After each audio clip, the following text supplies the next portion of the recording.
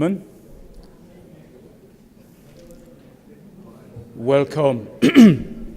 to the CTO stroke UK joint workshop on cybersecurity. May I invite all participants please to take their seats. We are going to start.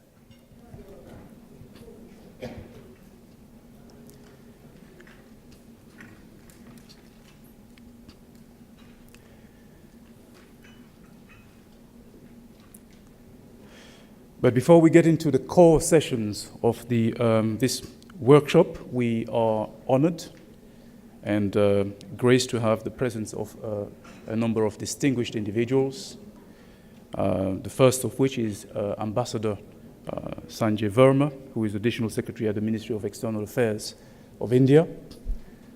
Excellency, welcome. We also have Ms. Sarah Taylor, who is Director of Cyber at the Foreign and Commonwealth Office of the UK.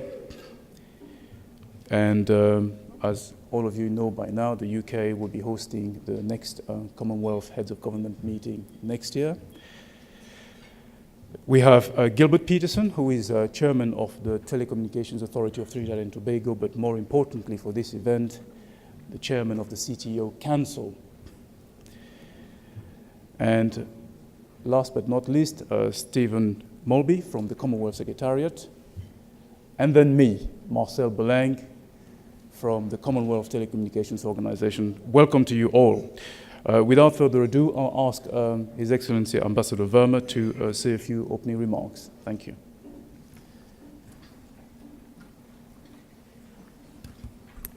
Thank you very much. Good morning, colleagues. We know the purpose why we are here. First of all, let me welcome you to India.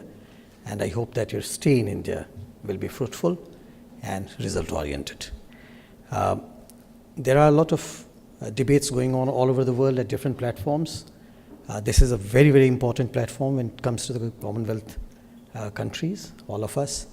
And we hope that whatever is being deliberated here will certainly go into the CHOGM discussions, which would take place in London in April 2018.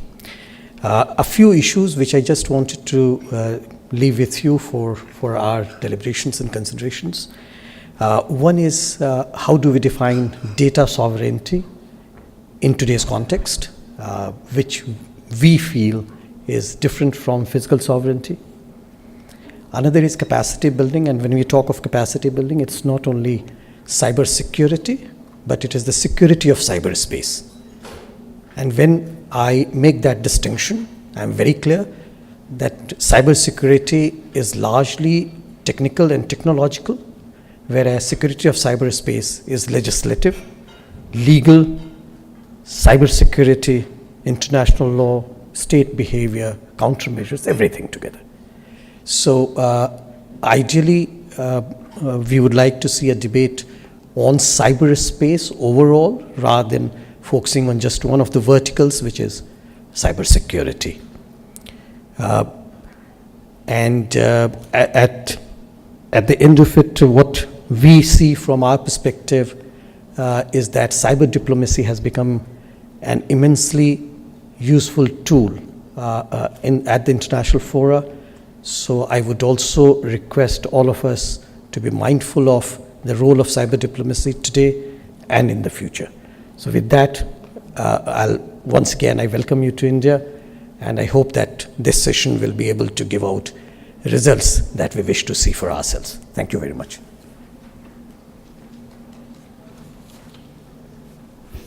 Your Excellency, thank you very much. May I now ask Sarah Taylor to say a few words? Thank you.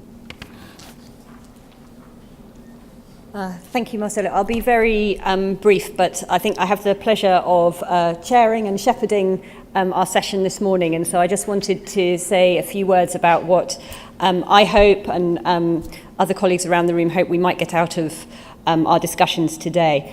There has been some considerations amongst the Commonwealth, not least in Maputo at the last CTO Council meeting, that we might try to introduce cybersecurity as a strand into London's hosting of CHOGM in 2018. I think from the UK's perspective, we see a lot of merit in that idea. I think the opportunity for us as Commonwealth countries to support each other to grow secure digital economies seems like a useful and valid enterprise for us to do. And also, I would hope as part of that discussion, and as Ambassador Verma said, the importance of broadening those international discussions on cyber diplomacy, the opportunity to support each other to become leaders within our own regions and our own diplomatic networks, to support our wider friends and allies on building their own cybersecurity so that we can move into more of a state of international stability in cyberspace is something that we're really keen to explore the possibilities of doing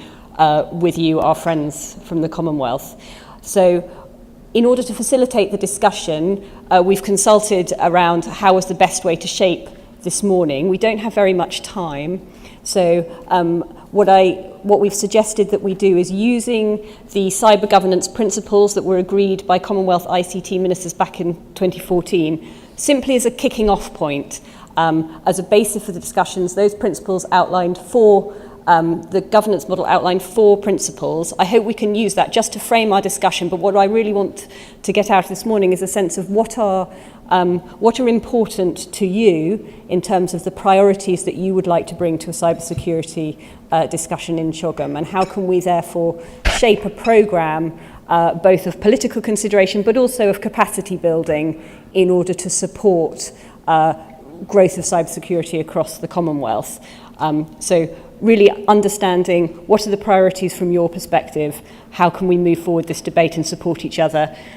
We've got a mixture here today of government representatives, but also representatives from industry and civil society, because for us in the UK particularly, we consider that partnership arrangement is essential to getting good cybersecurity outcomes.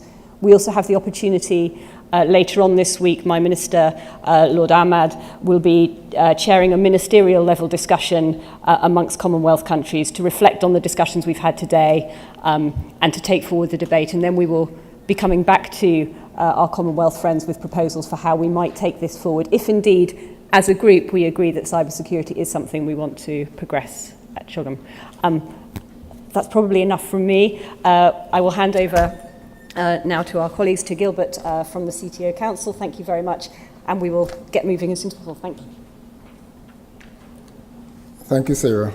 Good morning, ladies and gentlemen. Morning, Ambassador Verma.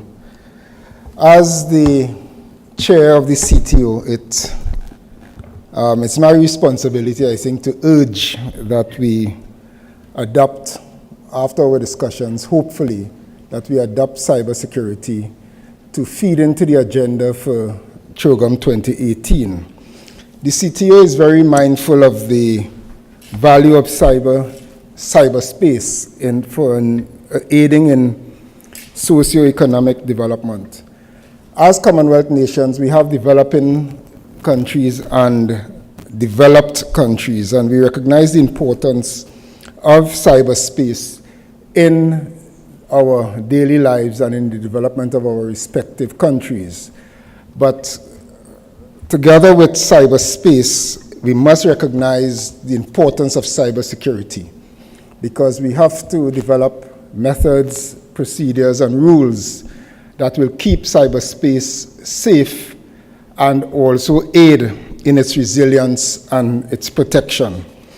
It is that in mind that the principles that Sarah spoke about of 2014 by ICT ministers, that the principles for cyberspace governance was developed in 2014.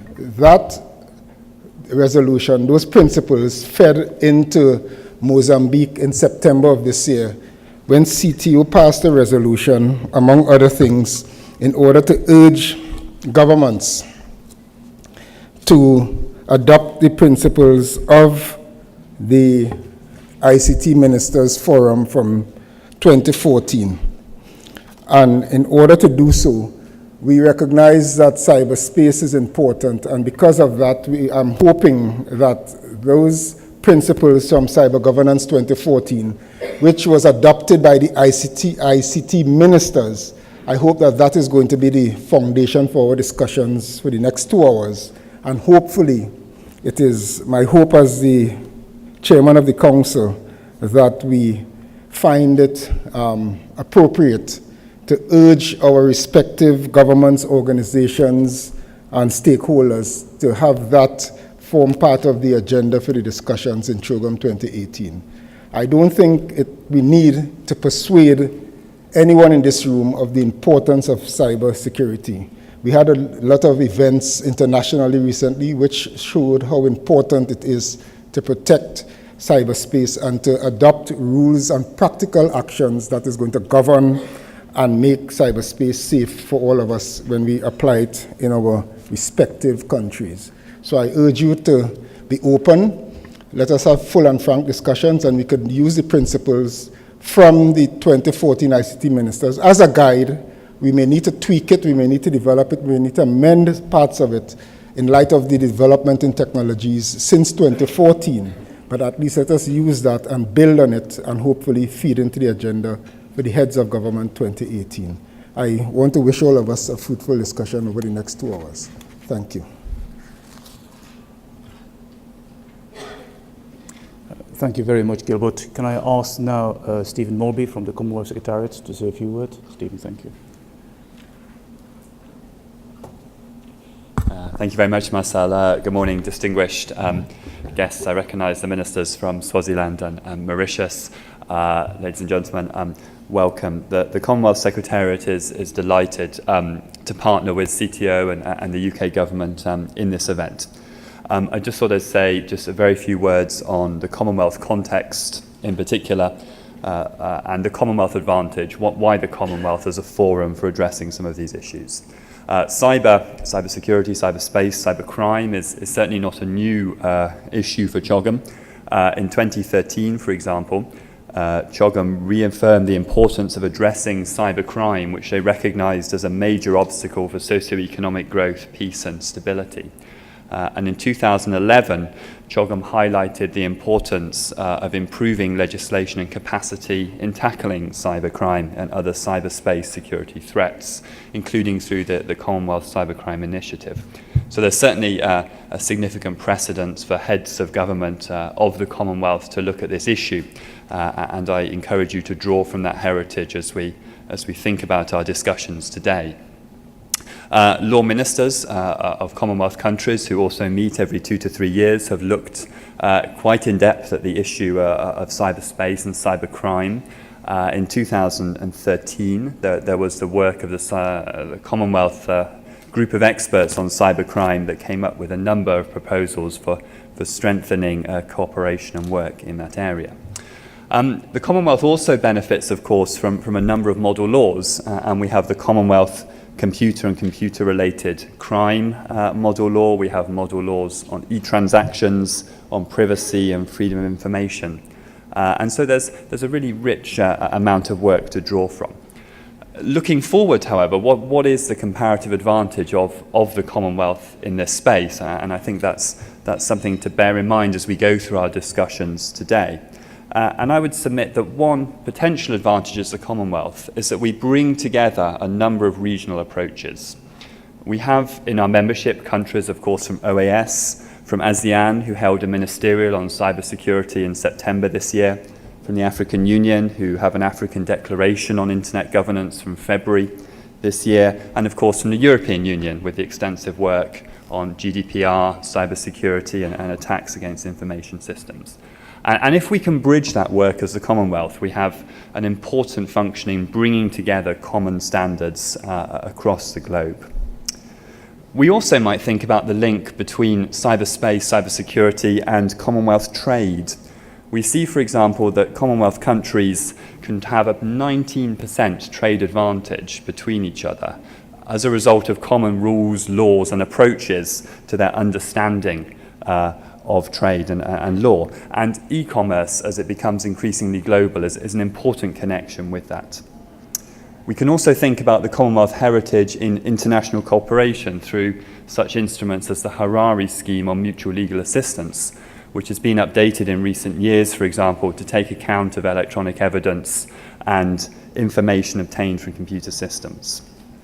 And of course, the Commonwealth is at the cutting edge of many new technological developments, such as work on blockchain and on virtual currencies, and in developing regulatory responses to these different areas. So I submit we have a lot to draw from. There's a lot to discuss, but we have a very solid basis to work from.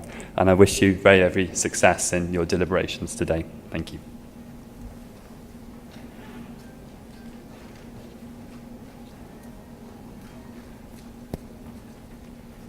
Thank you very much, Stephen. And please let us have a round of applause for our first opening panelists.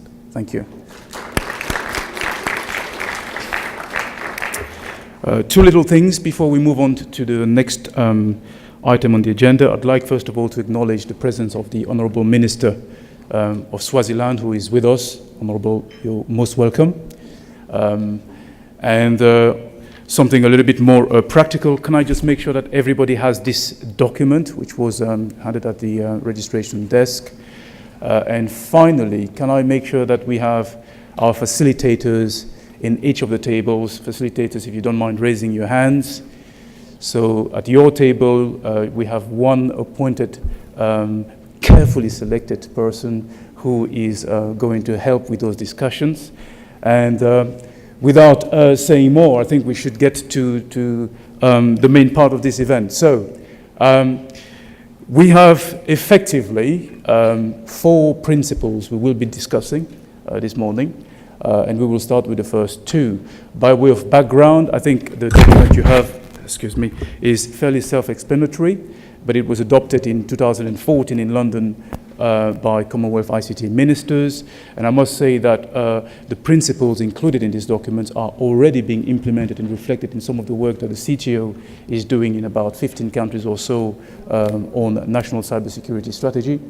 And therefore, these discussions will help very much refine or broaden as needed the content of our work.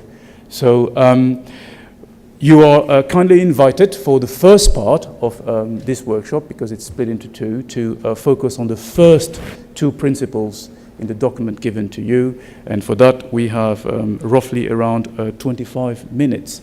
So over to you. We look forward to very open, very productive discussions. We are here to listen to everything you are willing to suggest and hopefully take it forward. Thank you very much.